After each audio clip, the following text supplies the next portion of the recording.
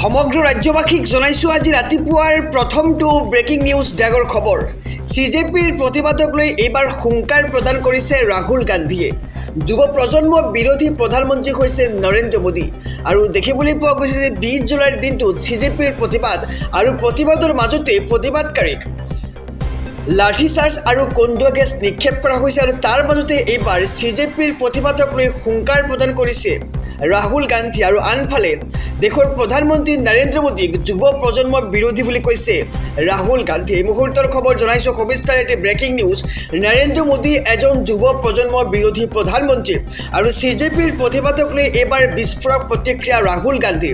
ন্যায় আৰু অধিকাৰ বিচাৰি প্ৰতিবাদত বহিছে শিক্ষিত যুৱক যুৱতী। আৰু চৰকাৰ আৰু প্ৰশাসনে এটা প্ৰতিবাদক দমন কৰাটো অতি নিন্দনীয় বুলি কৈছে এইবাৰ ৰাহুল গান্ধীয়ে। আৰু ছাত্ৰ ছাত্ৰীৰ ওপৰত বৰ্বৰভাৱে লাঠিচাৰ্জ আৰু কন্দুৱা গেছ প্ৰয়োগ কৰা হৈছে।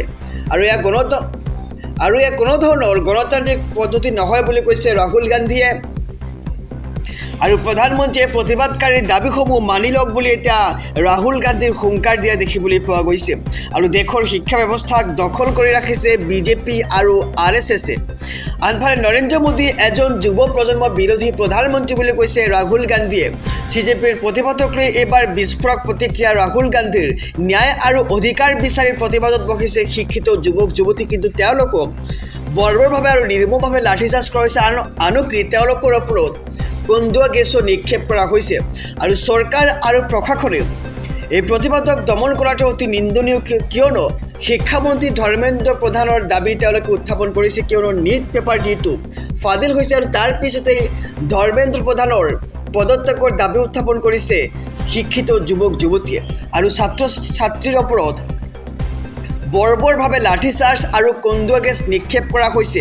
আৰু এয়া কোনো ধৰণৰ গণতান্ত্ৰিক পদ্ধতি নহয় বুলি এক প্ৰকাৰ হুংকাৰ প্ৰদান কৰিছে ৰাহুল গান্ধীয়ে। আৰু আপোনাৰ মতে এই প্ৰতিবাদ সাব্যস্ত কৰিব লাগে নে নালাগে জনাওক আমাৰ কমেণ্ট বক্সত। আৰু প্ৰধানমন্ত্ৰীয়ে প্ৰতিবাদকাৰীৰ দাবীসমূহ মানি লওক বুলি তেওঁ এতিয়া হুংকাৰ প্ৰদান কৰিছে। আৰু দেশৰ শিক্ষা ব্যৱস্থাক দখল কৰি ৰাখিছে BJP আৰু RSS। আৰু এইবাৰ এনে মন্তব্য কৰিছে ৰাহুল গান্ধীয়ে।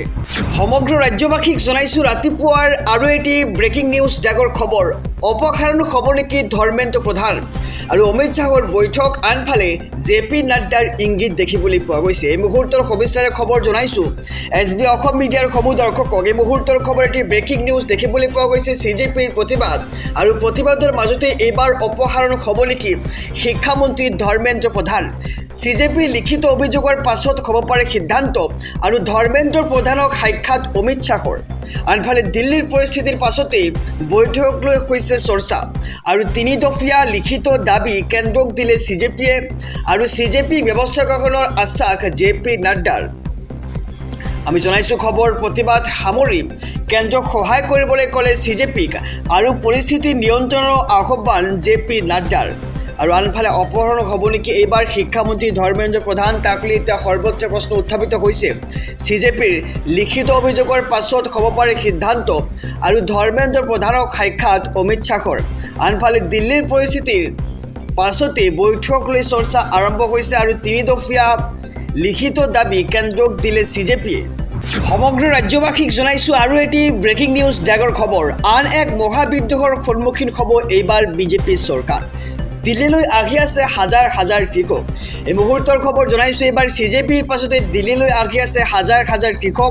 আৰু আন এক বিপদৰ সন্মুখীন হ'ব এইবাৰ BJP চৰকাৰ। কাইলৈ অৰ্থাৎ আজি হাজাৰ হাজাৰ কৃষকৰ দিল্লী চলো অভিযান। আৰু দিল্লীৰ কিষাণ ঘাটত বৃহৎ প্ৰতিবাদী সমাৱেশৰ আয়োজন কৰা হৈছে আজিৰ দিনটোত। আৰু ইতিমধ্যে দিল্লী অভিমুখে ৰাওনা হৈছে পাঞ্জাৱ হাৰিয়ানাৰ সহস্ৰাধিক কৃষকে। আৰু প্ৰতিবাদত অংশ লৈছে 550টা কৃষক ইউনিয়ন। আৰু ভাৰত আমেৰিকাৰ ব্যৱসায়িক চুক্তি বাতিলৰ দাবীত এইবাৰ সাব্যস্ত কৰিছে এই প্ৰতিবাদ। আৰু পাঞ্জাৱ বিধানসভা নিৰ্বাচনৰ পূৰ্বে এই প্ৰতিবাদে বিপদত পেলাইছে BJPক। আৰু CJPৰ প্ৰতিবাদৰ মাজতে এইবাৰ আন এক মহাবিদ্ৰোহৰ সন্মুখীন হ'ব BJP চৰকাৰ, কিয়নো এইবাৰ হাজাৰ হাজাৰ কৃষকে সাব্যস্ত কৰিব প্ৰতিবাদ। জনাইছোঁ আৰু এটি ব্ৰেকিং নিউজ ডাঙৰ খবৰ। CJPৰ প্ৰতিবাদকাৰীৰ ওপৰত জঁপিয়াই পৰিল এইবাৰ ৰেপিড একশ্যন ফ'ৰ্চ। কোনেও বাধা দিব নোৱাৰে। আমি জনাইছোঁ খবৰ, কাইলৈ যিহেতু কক্ৰজ জনতা পাৰ্টিৰ এক ভয়ংকৰ প্ৰতিবাদ দেখিবলৈ পোৱা গৈছে আৰু প্ৰতিবাদৰ মাজতেই আৰক্ষীয়ে প্ৰতিবাদকাৰীক লাঠি চাৰ্জ আৰু কন্দুৱা গেছ নিক্ষেপ কৰিছে আৰু নিৰ্মমভাৱে লাঠি চাৰ্জ কৰা হৈছে প্ৰতিবাদকাৰীক। আৰু আনফালে দেখিবলৈ পোৱা গৈছে কক্ৰজ জনতা পাৰ্টিৰ সংসদ ভৱন যাত্ৰাত বাধা প্ৰদান আৰক্ষীৰ ক্ৰমাৎ উত্তপ্ত হৈ পৰিছিল দেশৰ ৰাজধানী দিল্লী আৰু কাইলৈৰ দিনটোত কক্ৰজ জনতা পাৰ্টিৰ ওপৰত জঁপিয়াই পৰিছিল দিল্লী আৰক্ষী। প্ৰতিবাদকাৰীক কন্দুৱা গেছ নিক্ষেপ কৰিছে নিৰাপত্তাৰক্ষীয়ে আৰু প্ৰতিবাদকাৰীসকলক লাঠি চাৰ্জ। নিৰাপত্তাৰক্ষীৰ কেৱল যুৱককে নকয়, যুৱতীকো লাঠি চাৰ্জ কৰিছে আৰক্ষী আৰু সংসদ ভৱনৰ গেট পাইছিল সি প্ৰতিবাদকাৰী আৰু প্ৰতিবাদকাৰীৰ সন্মুখত আছিল নিৰাপত্তাৰক্ষী আৰু কোনো ভয় ভাবুকি দেখুৱাই প্ৰতিবাদকাৰীক তেওঁলোকে দমন কৰিব নোৱাৰিছিল। আৰু আনফালে কক্ৰজ জনতা পাৰ্টিৰ সংসদ ভৱন যাত্ৰাত বাধা প্ৰদান আৰক্ষীৰ। আমি জনাই গৈছোঁ প্ৰতিবাদকাৰীক উদ্দেশ্যি লাঠি চাৰ্জ আৰু কন্দুৱা গেছ নিক্ষেপ কৰা হৈছিল। জনাইছোঁ আৰু এটি ব্ৰেকিং নিউজ, ডাঙৰ খবৰ, CJPৰ দাবী মানিব নেকি চৰকাৰে?